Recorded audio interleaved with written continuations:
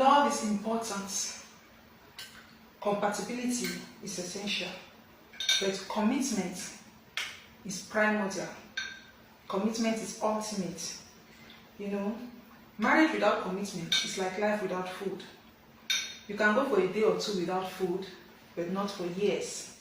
Commitment is the food that keeps a marriage alive. Without it, a marriage could last a year or two, but that marriage would certainly not survive.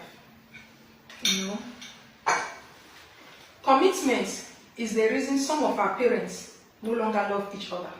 In fact, they have no affection for each other but still live together. Commitment is the reason a lot of us grew up in a home and enjoyed the full benefits of growing up in a complete family.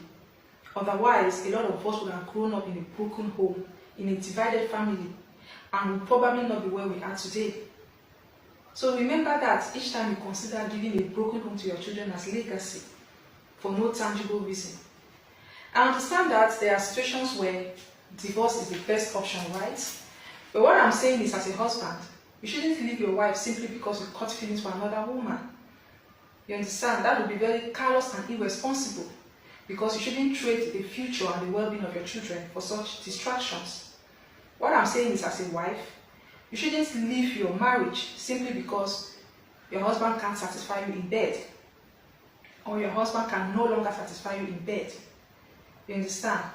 Because the well-being and future of your children should come before your pleasures. That's why you're parents, right? That's what parenting is all about, putting your children first. So that's why I said, remember everything I said. Remember the sacrifices your parents made to make sure you're where you are today. Whenever you contemplate giving a broken home to your children as legacy for no tangible reason. Commitment is ultimate. Commitment is primordial. Commitment supersedes love and compatibility. So whatever love you think you have for that person out there, or whatever compatibility you think the both of you have, is not greater than the commitment that should exist in a marriage, in a family. Alright?